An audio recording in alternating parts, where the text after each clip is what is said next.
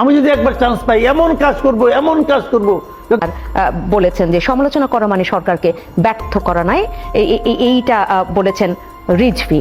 হ্যাঁ, রুহুল কবির রিজভী তিনি এটা বলেছেন। আরো বক্তব্য এসে মির্জা ফখরুল ইসলাম আলমগীরও বলেছেন যে তথ্য উপদেষ্টার এই বক্তব্য রাজনীতি বিরোধী।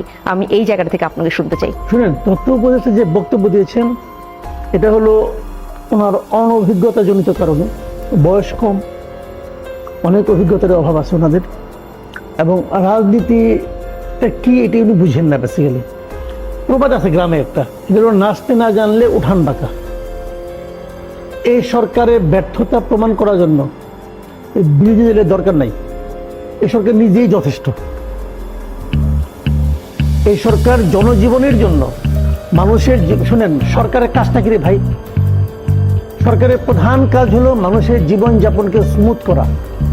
গ্রামে যাইতে বলেন এই উপদেষ্টা মহোদয়কে, ওনাকে বলেন যে ভাই একটু গ্রামে যান, যাই দেখে আসেন, গ্রামের বাজারে একদিন যান, গার্ড টার্ড সারা যায়, একা যাইতে বলেন, দেখে আসুক গ্রামের মানুষ কি বলে, মানুষের আয় ইনকামের কি অবস্থা একটু খোঁজ দিতে বলেন। এত সোজা না, নিজে নাচতে পারতেছেন না, তাহলে কি তারা মানুষের পালস বুঝতে পারছেন না? তারা বুঝতেই পারছেন না। মন্ত্রিত্ব মন্ত্রণালয়তে আছেন, উপদেষ্টা নামক কাজটা তো মন্ত্রিত্ব যে একটা দায়িত্ব, এই জিনিসটা উপলব্ধি করার ক্ষমতা আছে কিনা আমার সন্দেহ আছে। থাকলে এরকম ভাবে যারে তারে মারতো না। কি বলছে উনি? কি বলছেন? যে রাজনীতিবিদরা সরকারকে ব্যর্থ প্রমাণিত করছে, তাই না? রাজনীতিবিদরা ওনাদেরকে নিঃশর্ত সমর্থন দিয়েছেন বলে ওনারা টিকে আছেন। আমি চ্যালেঞ্জ দিয়ে বলি, বাংলাদেশের প্রধান 3টা রাজনৈতিক দল কালকে হাত তুলে নেয়, 3 দিন টিকবে না এই সরকার, জাস্ট 3 দিন টিকবে না। আমি চ্যালেঞ্জ। যা করতেছে বিএনপি সাপোর্ট দিয়ে যাচ্ছে, যা করতেছে জামাত ইসলাম সাপোর্ট দিয়ে যাচ্ছে। বললাম তো, রাজনীতিবিদরা যদি সাপোর্ট না দিত এই সরকার 3 দিন টিকতো না। তাহলে তাদের সঙ্গে পায়ে পাড়া দিয়ে ঝগড়া করতেছে। সাপোর্টটা কি তারা অনুধাবন করছেন না? করা উচিত, করা তো উচিত। বললাম তো, এইটাই হলো অনভিজ্ঞতার স্বাক্ষর, এইটাই হলো অনভিজ্ঞতা। তারা তো হয় না, তারা বুঝে, তারা যে কোথাও নাই, বুঝে এটা বুঝে না, তারা কোথাও নাই। কিভাবে থাকবে? মানুষের মনে পর্যন্ত নাই, মানুষের হৃদয়ে পর্যন্ত নাই। এখন তারা আছে খালি পোস্ট দেওয়ার জন্য, কারে কোথায় বসানো যাবে, কারে কোথায় কোথায় অমুকে বসানো যাবে, তমুকে বসানো যাবে, তারা কোথাও নাই, কোনো খবর রাখে না তো। ভাই, দেশটা অনেক বড়। তারা কি বলতেছে? তারা সংস্কার করবে। ওকে ফাইন, আপনি সংস্কার করেন। আপনি কি এখন পর্যন্ত প্রমাণ করতে পারছেন যে সংস্কার করার এবিলিটি আপনার আছে? আপনি এমন 21টা করে শুনলাম নাকি সংস্কার কমিশন করছে। এইগুলি করে তাদের কাজ, তারা দেশটাকে পথে আনবে। আনেন পথে, কোনো সমস্যা নাই, আমরা রাজি। তার আগে প্রমাণ করেন যে পথে যে আনতে চান এর এবিলিটি আপনার আছে, সেটা প্রমাণ করতে পারছেন? কোন একটা কমিশনের নাম বলেন আপনি?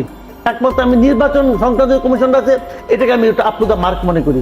এছাড়া কোন কমিশনটা সঠিক হয়েছে অতদূর বাদ দেন, কিচ্ছু বুঝি না, ধরেন আমি কিছুই বুঝি না। ভাই, আমি তো গণমাধ্যম বুঝি রে ভাই। গণমাধ্যমে তো 35 বছর, গণমাধ্যম বিষয়ক সংস্কার যে কমিশন করছে, এটা কিছু হয়েছে? প্রধান যারা করছে সে বাংলাদেশের সাংবাদিকতা বুঝে?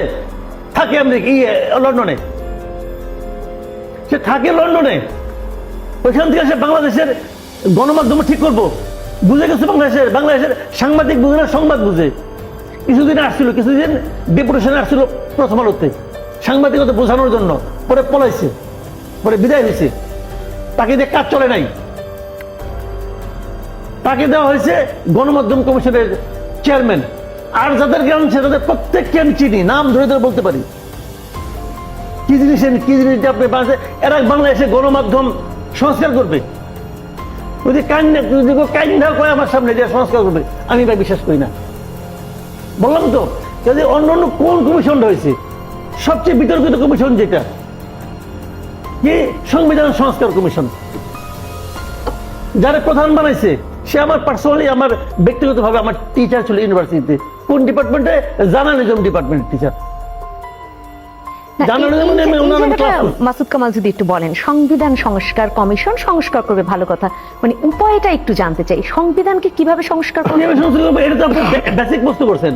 ওনারা একটা প্রস্তাব দিতে পারবেন, সংবিধান সংস্কার করবে কাজটা একমাত্র করাবেন কিভাবে? যে কোনো পৃথিবীতে অন্য অনেক কিছু আপনি একটা অধ্যাদেশ জারি করে একটা নির্ভয় আদেশে করতে পারেন, আপনি সংবিধানে কেমন করে করবেন? সংবিধান করে একমাত্র একটি জনগণের, তো জনগণ কোথায় এখানে? তাহলে এটা করতে হবে আপনি গণপরিষদে। গণপরিষদ কই ভাই?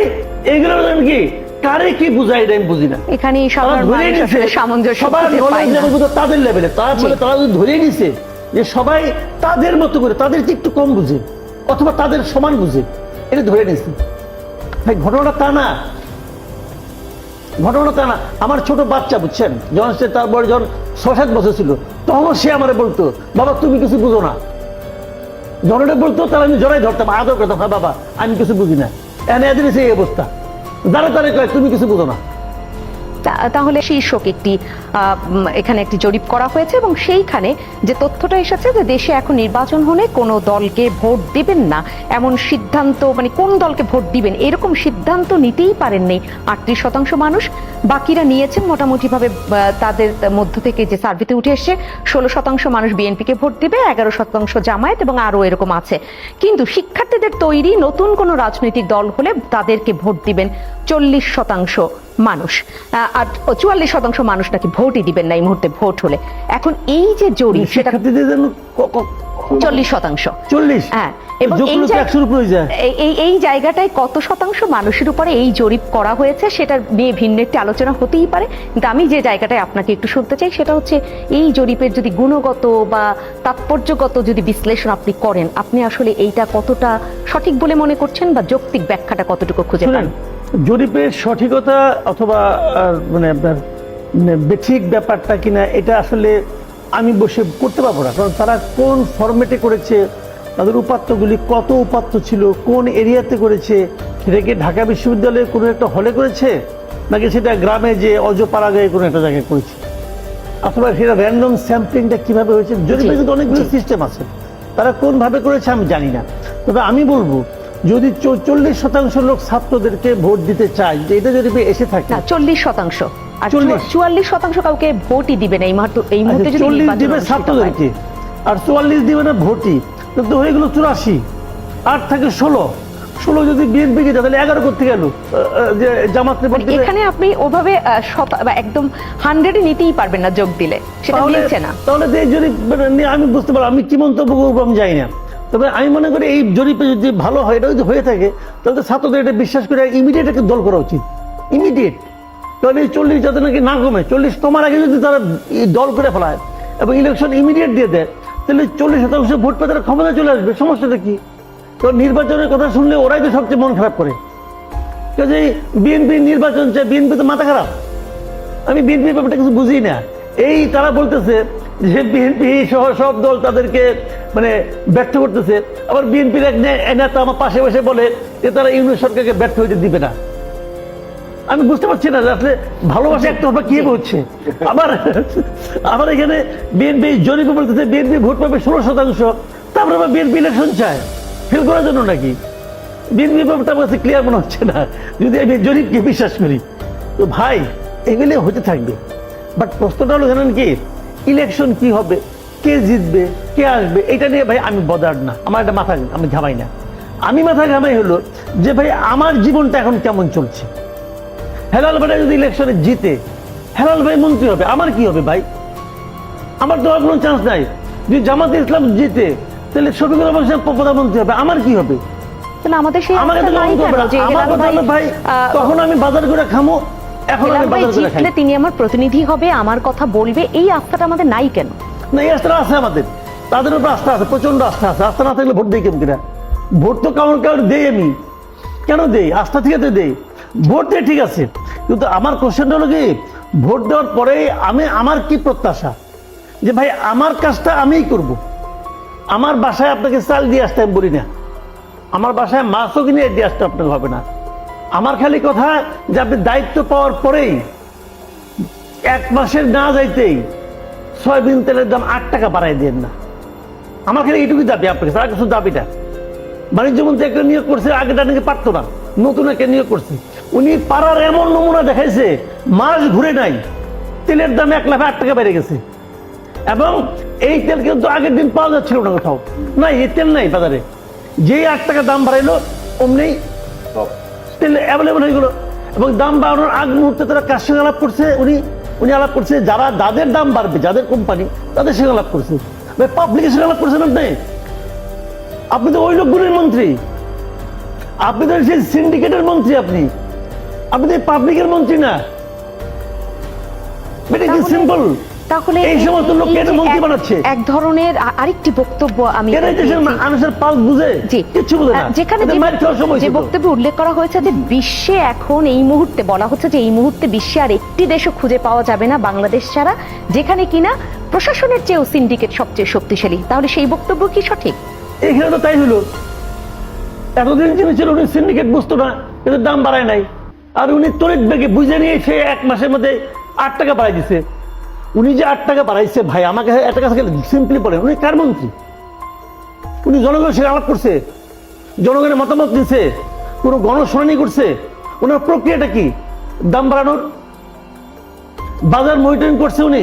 এগুলো যে মজুদ করছে কিনা, মজুদদারকে ধরার চেষ্টা করছে? কোনো কিছু করছে? কিছুই করে নাই। নিজের রুমে সিন্ডিকেট মেম্বারদের ডাকছে, ডেকে বলছে কি ভাই আমিও আপনাদের মতো একজন, বলেন কত বাইরে চলে, কত বাইরে চলে, 8 টাকা দিলাম বাড়াই, 8 টাকা, 8 টাকা আমার যে 8 টাকা খরচ বাড়লো, এই 8 টাকা উঠে দিবি আমার। বাড়ালে দোকানে গেলে আবার তেলের বোতলটা পাওয়া যাবে, এটাই কি তাহলে?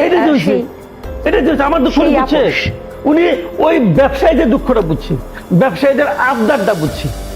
ব্যবসায়ীদের দুঃখিত আবদার করছে, আপনি আসছেন আমাদের লোক, আমাদের জন্য একটু করবেন না? ঠিক আছে, করে দেখাই দিলাম।